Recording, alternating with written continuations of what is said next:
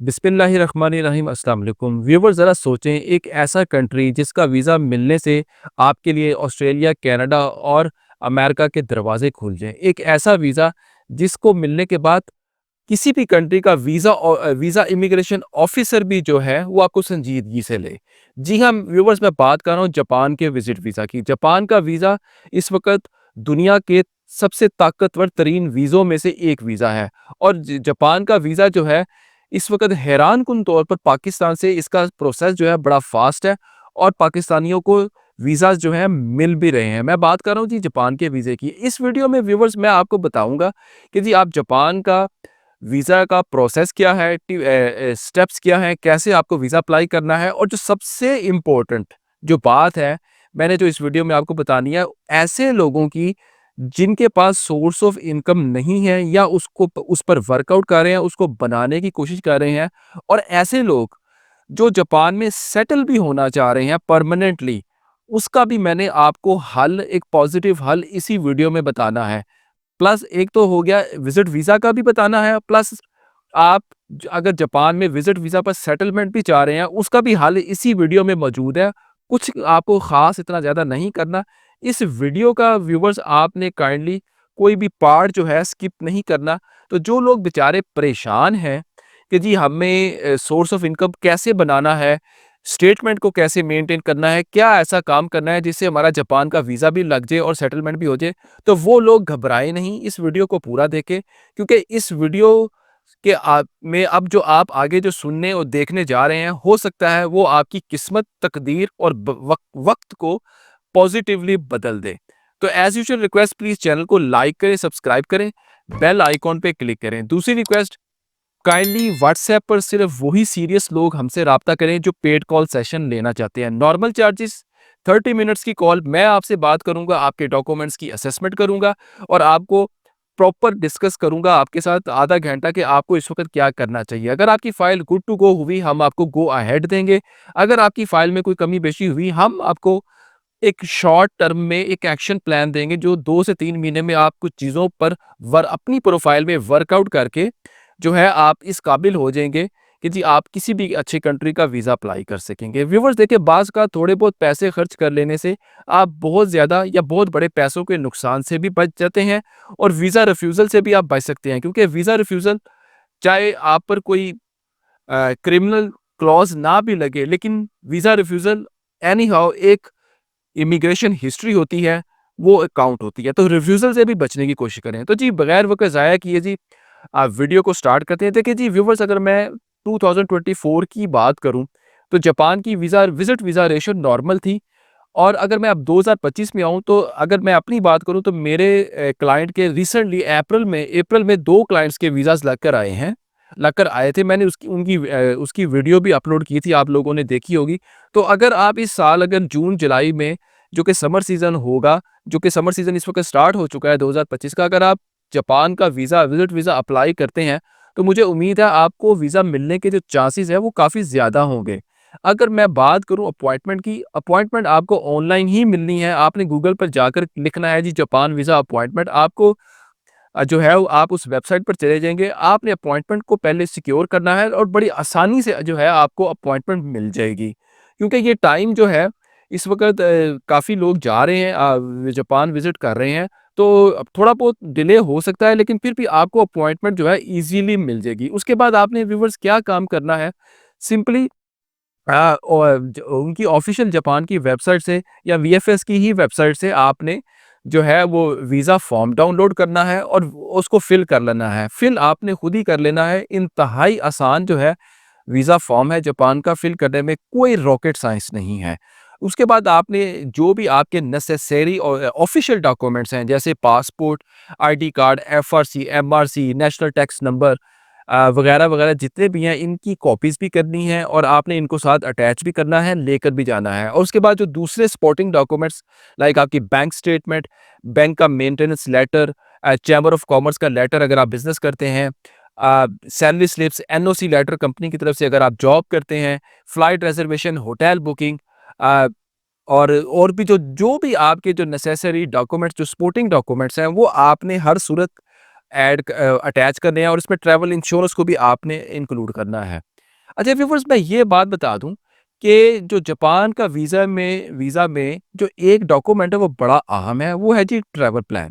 इसको थोड़ा-सा आप काइंडली समझ लें, इसको आपने ईज़ी नहीं लेना। देखिए जापान बहुत ज़्यादा, ज़्यादा नहीं बहुत ज़्यादा फ़ोकस करता है day to day travel plan पर। आपने अब पूरा day to day travel plan बनाना है कि आप पहले दिन कहाँ जा रहे हैं, कौन-कौन सी जगह विज़िट कर रहे हैं, दूसरे दिन कहाँ होंगे, तीसरे दिन कहाँ होंगे। क्योंकि जापान बहुत स्ट्रिक्ट है इस हवाले से, वो जानना चाहता है कि कोई फॉरेनर अगर हमारे कंट्री में आ रहा है, वो कहाँ जाएगा, क्या करेगा, किनसे मिलेगा और कब country with in the time limit जो वीज़ा में दी गई है उस कंट्री उससे पहले-पहले वो छोड़ दे। तो इस हवाले से आपको ट्रैवल प्लान पर day to day travel plan पर बहुत फ़ोकस करना है।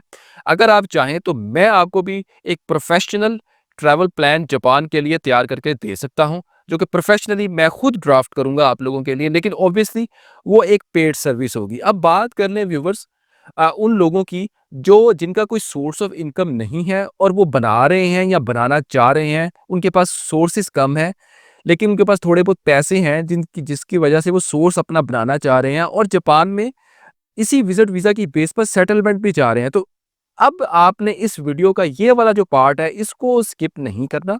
इसको बराए करम गौर से आपने सुनना है और देखना है। देखिए ऐसे लोग कोशिश करें, मेरा ऐसे लोगों को मशवरा है कि जापान में कोई अपना सोर्स ढूँढें और कोशिश करें कि सोर्स अगर आपको मिल जाए और अगर आप कोशिश करेंगे तो आपको सोर्स मिल जाएगा। देखिए जापान की अगर मैं बात करूँ तो जापान में ऑटो इंडस्ट्री जो है, ऑटो इंडस्ट्री यानी कि गाड़ियों की मैन्युफैक्चरिंग, बाइक्स की मैन्युफैक्चरिंग वगैरह का बड़ा काम होता है। इसके अलावा जापान में एग्रीकल्चर का भी बड़ा काम है और इसके अलावा केयर वर्कर्स की भी जापान को बड़ी ज़रूरत है और बहुत सारे हमारे पाकिस्तानी और इंडियन जो लोग हैं, वो जापान में इस तरह इससे रिलेटेड एग्रीकल्चर ऑटोमोबाइल इंडस्ट्री जो गाड़ियों का सामान होता है इससे मुतल्लिक या गाड़ियों की मैन्युफैक्चरिंग, सेल, परचेज़ से मुतल्लिक काम कर रहे हैं और केयर होम्स के हवाले से भी पाकिस्तानी इंडियन यहाँ पर जापान में काम करते हैं।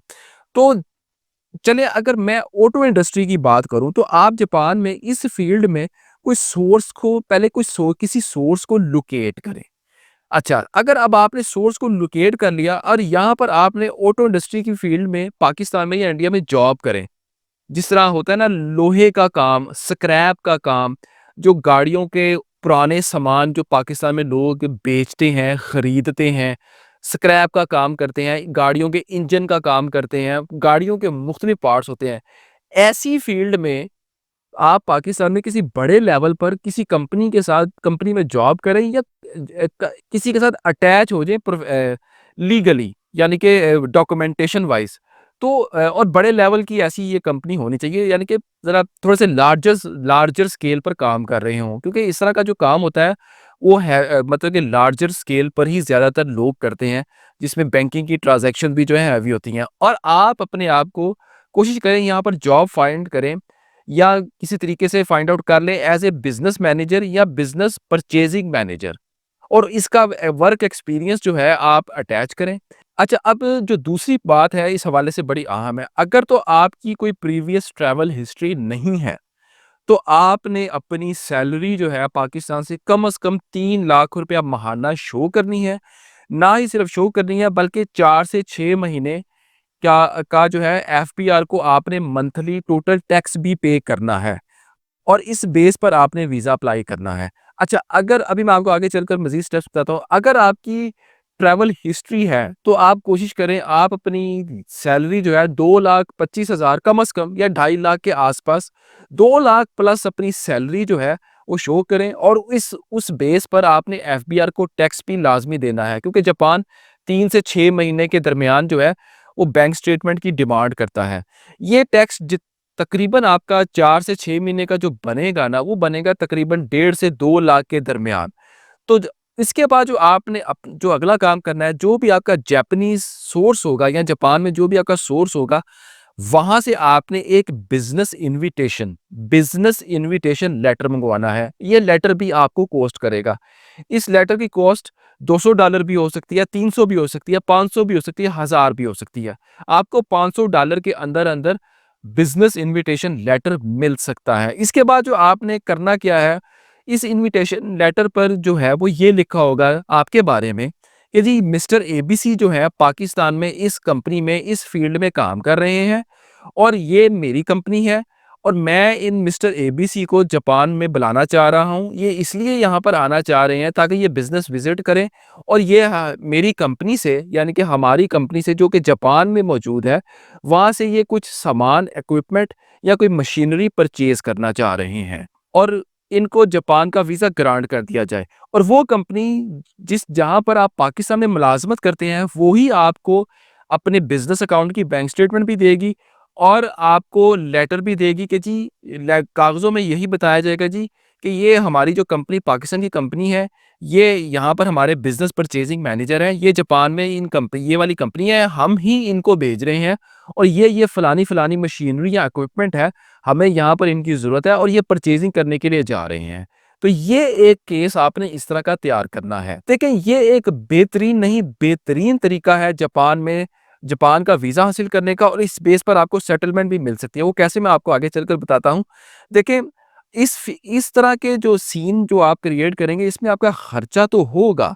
कुछ 4, 5, 6 लाख रुपए तक आपका खर्चा तो आ जाए, लेकिन इसमें आपका वीज़ा लगने का चांस जो है वो बहुत ज़्यादा बढ़ जाएगा। बजाए इसके कि आप टूरिस्ट वीज़ा या इन्विटेशन की बेस पर वीज़ा अप्लाई करें, आप बिज़नेस इन्विटेशन की बेस पर as a business purchasing manager जाएँ और वहाँ पर कोई चीज़ या इक्विपमेंट परचेज़ करने की गर्ज़ से आप डॉक्यूमेंटेशन करें। इसमें वीज़ा लगने के चांसेस भरपूर होंगे आपके। अच्छा, अब बात करें सेटलमेंट आपकी कैसे होगी? देखिए, जापान वो कंट्री है जहाँ पर अगर आप विज़िट वीज़ा पर जाते हैं, वहाँ पर आप विज़िट वीज़ा में जाकर अपना विज़िट वीज़ा वहाँ से एक्सटेंड भी करवा सकते हैं। With in the time limit अगर आप एप्लीकेशन दे देते हैं, तो आपका विज़िट वीज़ा एक्सटेंड भी हो जाएगा और जब आपका एक दफ़ा विज़िट वीज़ा एक्सटेंड हो जाएगा, तो बड़े रास्ते निकल आएँगे। आप असाइलम भी वहाँ पे जाकर लीगली कर सकते हैं, लेकिन मैं असाइलम का रिकमेंड नहीं करूँगा। मैं यही आपको रिकमेंड करूँगा कि आप वहाँ पर कोई बिज़नेस की अपॉर्च्युनिटी देखें और कोई वर्क परमिट की अपॉर्च्युनिटी देखें। बड़े पाकिस्तानी हैं, बड़े वहाँ पर लोग हैं, इंडियंस वगैरह भी हैं, जो कि अपनी कम्युनिटी के लोगों को सपोर्ट करते हैं। ये एक बड़ा अच्छा तरीका है। आप इस तरह बिज़नेस विज़िट वीज़े के ज़रिए जापान में अपना वीज़ा एक्सटेंड कराएँ उसका विज़िट का और जब आपका एक दफ़ा एक्सटेंड हो जाएगा, बड़े रास्ते निकल आते हैं, क्योंकि मुझे बहुत सारे लोगों ने बताया भी है। वहाँ पर आप वकील कर लेते हैं, असाइलम के अलावा भी बड़े आपको आप स्विच कर सकते हैं। बड़े बिज़नेस उनके बिज़नेस के वीज़ाज़ की कैटेगरीज़ भी हैं। पैसे देकर लीगली तौर पर वहाँ पर भी आप काम कर सकते हैं, क्योंकि जापान की जो आबादी है वो कम है, वहाँ पर वर्क फ़ोर्स की ज़रूरत है, तो इसी वजह से उन्होंने इस तरह की रिलैक्सेशन रखी हुई है। व्यूअर्स, अगर आपको जापान का वीज़ा पाकिस्तान से या कहीं से भी मिल जाए, तो आपके लिए यूके, कनाडा, ऑस्ट्रेलिया, न्यूज़ीलैंड का वीज़ा जो है मिलना बड़ा आसान हो जाता है। तो जापान का वीज़ा आपके लिए फ्यूचर ट्रैवलिंग के लिए, बड़े कंट्रीज़ का वीज़ा हासिल करने के लिए बड़ी आसानियाँ पैदा करता है। सिर्फ़ 10 से 14 दिनों में जी आपको जापान विदिन 20 डेज़ आपको जापान जो है रिस्पॉन्स कर देता है कि हम आपको वीज़ा देने ज दे रहे हैं कि नहीं दे रहे। तो जी ये थी जी हमारी जापान की वीडियो। उम्मीद है आपको पसंद आई होगी। इस वीडियो में आपको मैंने विज़िट वीज़े का भी लेने का तरीकाकार बता दिया और आपको सेटलमेंट का रास्ता भी बता दिया है कि आप वहाँ जाकर इस सेटलमेंट इस तरीके से भी ले सकते हैं। तो चैनल को लाइक करें, सब्सक्राइब करें। अगर आपको कोई हमसे पेड कॉल सेशन चाहिए किसी भी कंट्री के हवाले से, तो आप व्हाट्सएप पर राब्ता कर सकते हैं। लेकिन ऑब्वियसली वो एक पेड सर्विस होगी। अब तक के लिए इतना ही। बहुत शुक्रिया। अल्लाह हाफ़िज़।